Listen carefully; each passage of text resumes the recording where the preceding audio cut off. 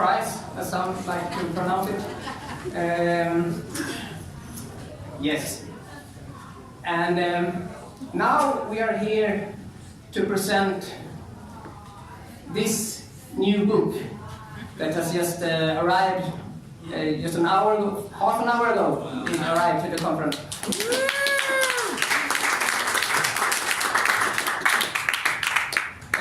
But before that, I want to make some other announcement.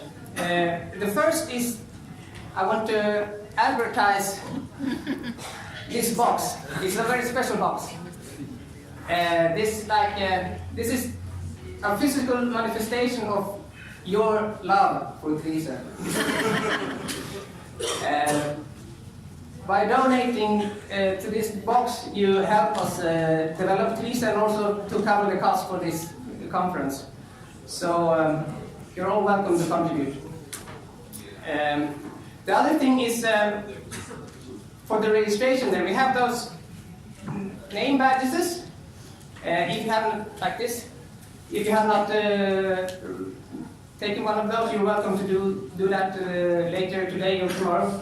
But we want to get those back when you leave on Sunday or when you leave the conference and know that you are not coming back. We would like you to give this back, because then we can use it for the next conference. It doesn't have to waste plastic. Okay.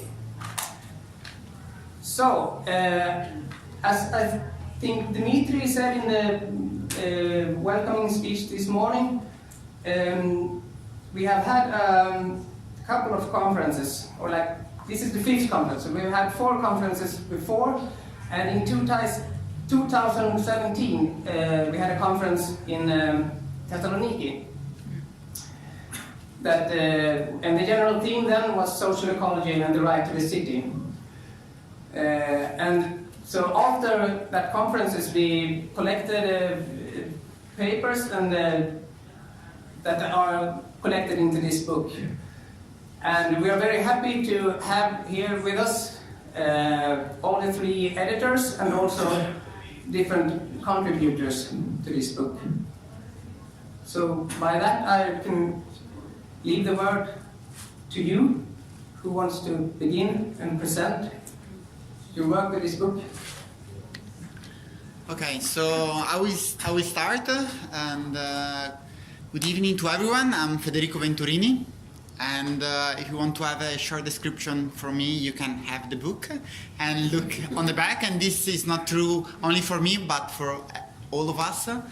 And I'm very happy to be here tonight with you, because it's time for celebration, because we should definitely speak about our mistakes, what we should do better and so on, but for sure we also have to celebrate good things, and to have in our hands this book is definitely a very good and something to appreciate. And it has been a very collective effort, and it's something that TRISE should be very proud of it.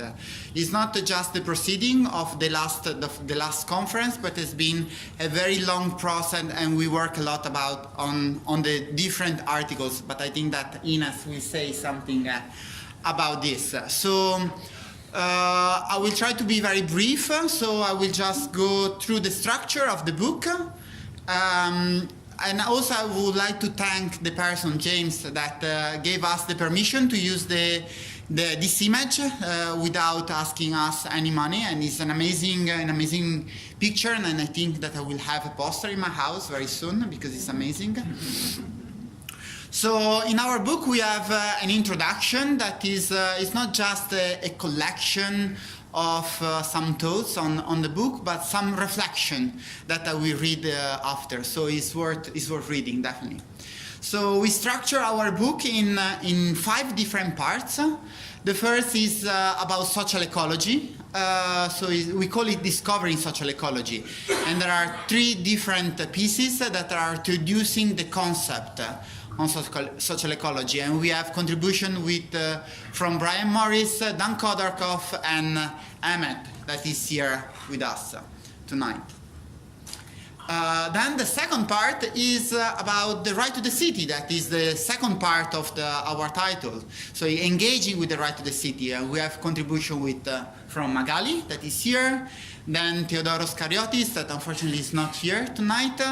And from me as well. Then the third part, we are focusing on the Kurdish answer. Usually it's called the Kurdish Question.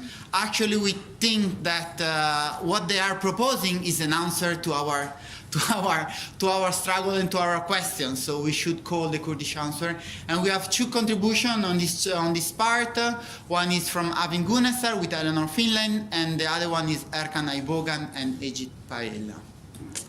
Then the fourth, after we introduced social ecology, the right to the city, the Kurdish answer, we said, okay, how we can start to transform our theory. So we have contribution from Metin, that is here, from Alexandros Kismenos, that should come tomorrow, and Oli, that is also here tonight with us. And then we have the last part that we call it walking with the right to the city. So experiences of social groups, of social movements that they work with the right to the city. Especially the last contribution is a bit different from the others. It's not an academic paper. It's more like a story. So it's something very, very unique.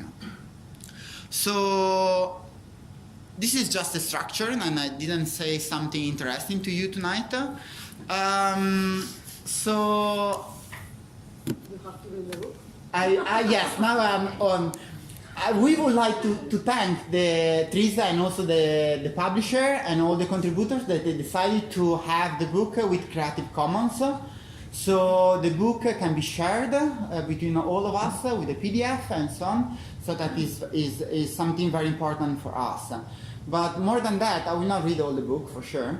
I will just want to read a part from the introduction, something that we share all of us as editors, that is put in dialogue with some of the discussion that we had today around the discourse on being an activist, be a researcher, academia, social movements, because some of us are something in between, okay? I don't want to go too much in the details about our definitions, but we are in a gray area. So in our introduction, we have some reflection that I want to share with you all.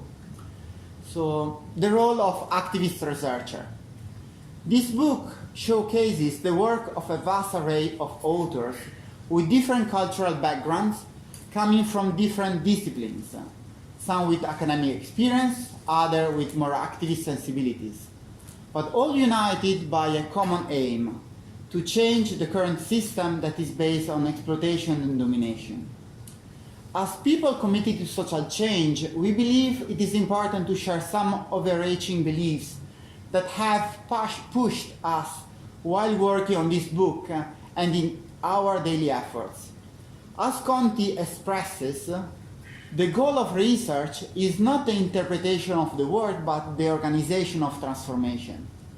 We hope that this book will not simply relegate to academia, but will appeal to activists and thinkers interested in social change.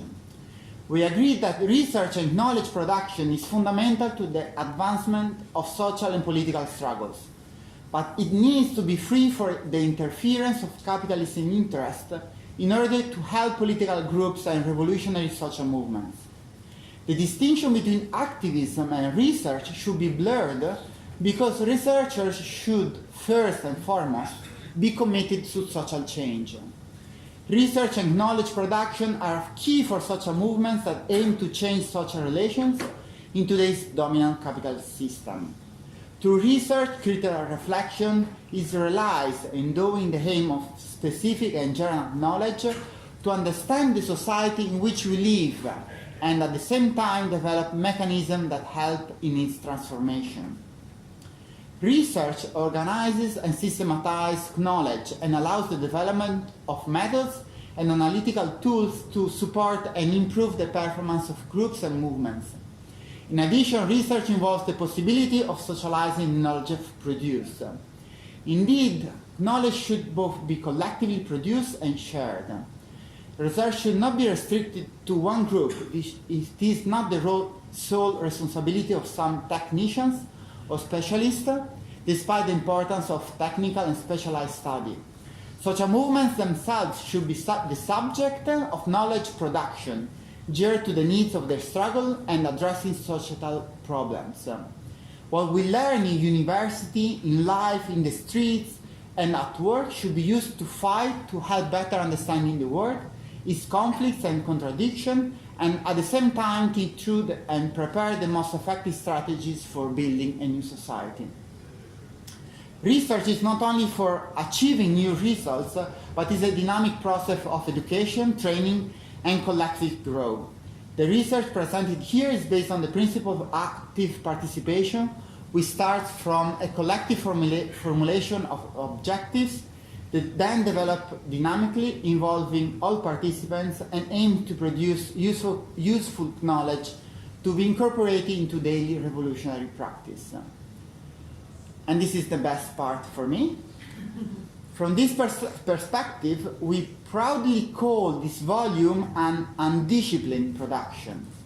As critical scholar Raman wrote, the call to be undisciplined is both a way of exceeding the limit of disciplinary borders and a refusal to conform to the requirements of neoliberal academia. It can open up new possibilities for radical research. On one hand, reality is so complex that we need to engage with multiple knowledge realms.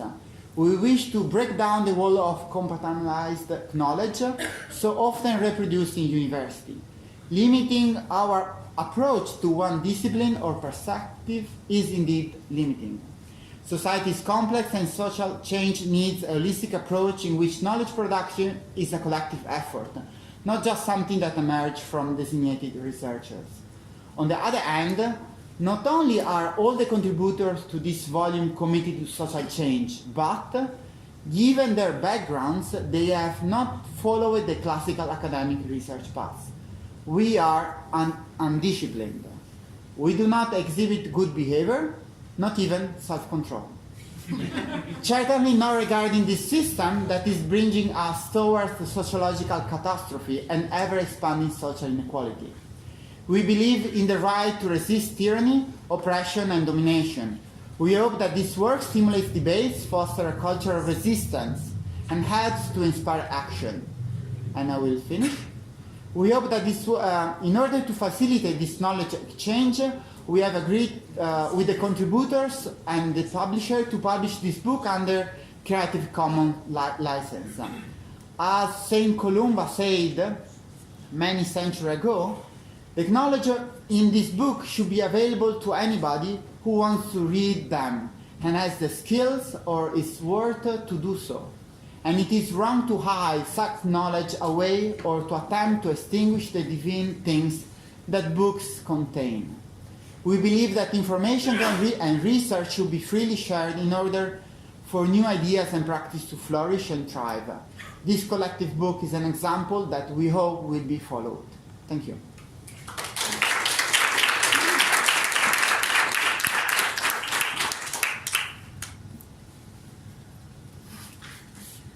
Well, I was just trying to remember how this project started. Oh.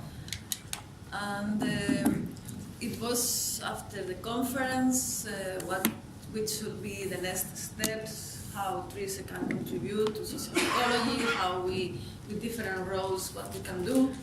And it was Federico who was suggesting to publish, to edit the proceedings of the conference. Then he proposing to be more a collective project than an individual one, and then Emmett and me, we said why not to support this idea, to try make this effort together. We never worked together, we met in this conference, we had no other connections, And I believe it has been like a learning process also of how to implement our political ideas in a small project like this. Not trying to create hierarchies between ourselves, not trying to create hierarchies between the knowledge of academics, activists, trying to respect a lot the ideas that the contributors were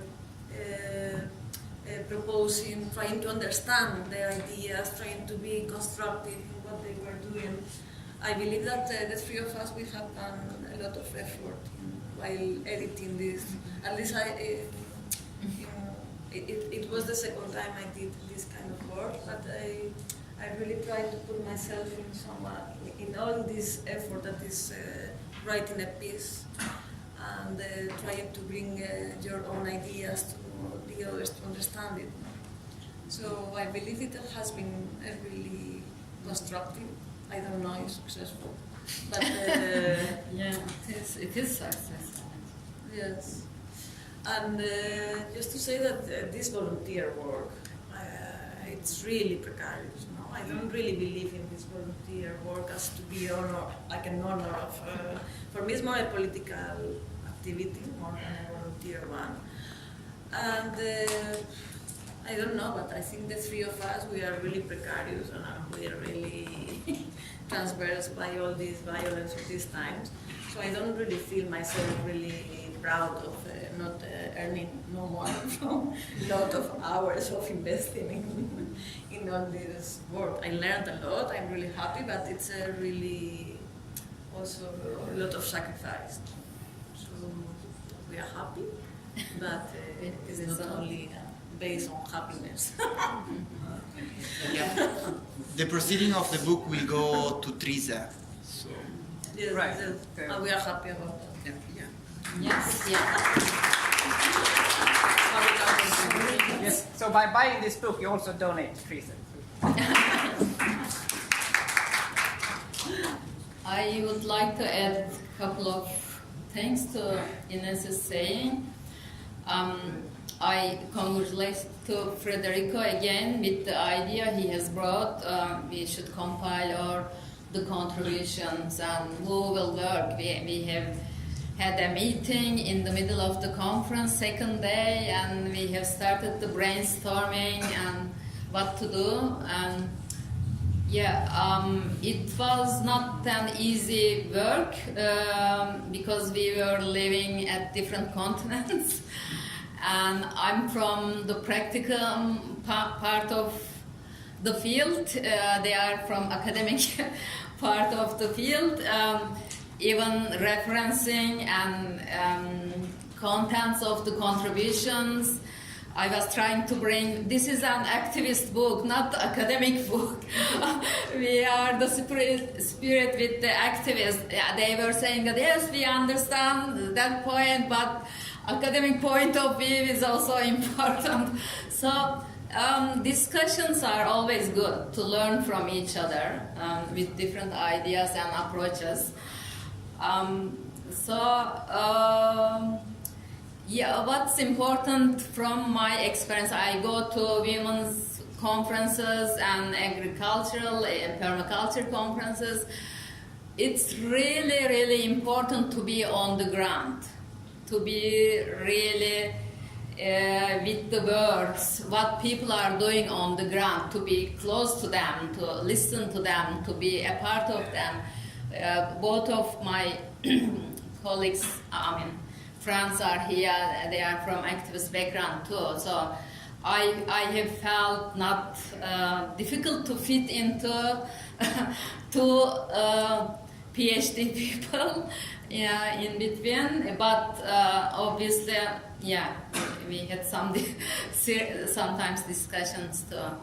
Also, I would like to thank the Black Rose Book Company, and TRISE. Of course, it was some wobbly process sometimes, but we have understood each other, and finally we have the products, and we are happy with that. Congratulations to all of us. The other friends, Magali from Paris, she was trying to approach the us with the corrections. Can you share a little bit? Yes. Thank you. There is one sentence in colloquial language saying that big ideas are like snails. They go very slowly, but they leave trace. So I think it was really important to leave traces from this very powerful conference we had 2 years ago. It's sure that for me, as I'm not a researcher, an academic researcher, it has supposed a big effort, a lot of nights working on the paper, and thank you so much for your patience, because I had to write in the hegemonic language of English, but it is also the language that maybe is the more give more possibility to share and be these ideas spread all around the world, and I think it's very important. And thank you very much. Basically, I'm trying in my paper. I read again Henri Lefebvre's Right to the City book, and I'm trying to denounce the urbanization paradigm as presented by United Nations as a miracle, an engine of growth, the way we urbanize everything, every part of the world, and what could be the resisting paradigm for that in the idea of the right to the city, and meeting the idea of a urban revolution, meeting also with a lot of common thoughts with Bookchin's idea of starting from the very places of life to build conferences. So it was a very interesting work to write this, and thank you for your patience. I'm really happy. I think it's something I due to TRISE, because I've learned a lot from TRISE, and it's a space where we can share a diversity of ideas, and so it would be very nice so that these ideas could be spread out a little bit more. Thank you.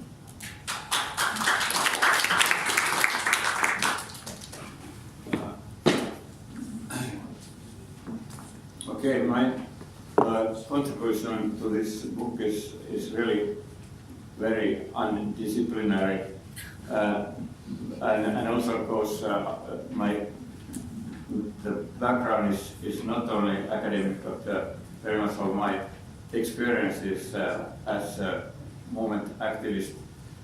And so one of those backgrounds is revolutionary history, which we're talking. Sorry. But also a so-called discipline of disaster sociology, how really in disasters there happens miraculous social changes. And the third very far away disciplinary background is mathematical theory of nonlinear systems, and especially one part of it, complexity research, which I have learned mostly in the writings of many biologists.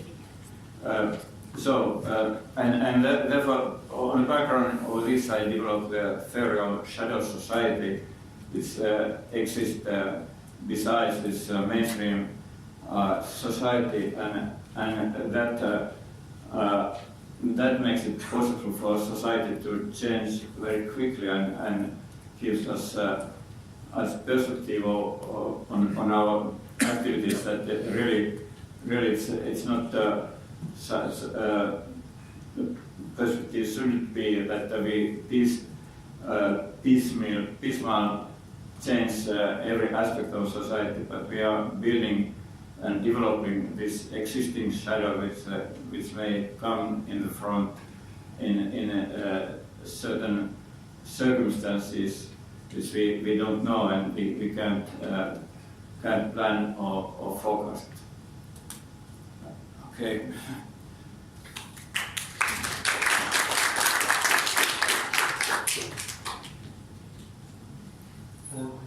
I appreciate editors to make our presentation, to publish our presentation as a book, and also they encouraged me to put a lot of more content into my presentation. Actually, my presentation 2 years ago was sort of brief comparing with the article published here. I questioned the current state theories, and I put the question of whether we should develop a new state theory in my presentation. Basically, we are living in a transition period. We are living in a world order being shaped just after the World War II, and the United States led that process, establishing a new form of the United Nations and IMF and World Bank.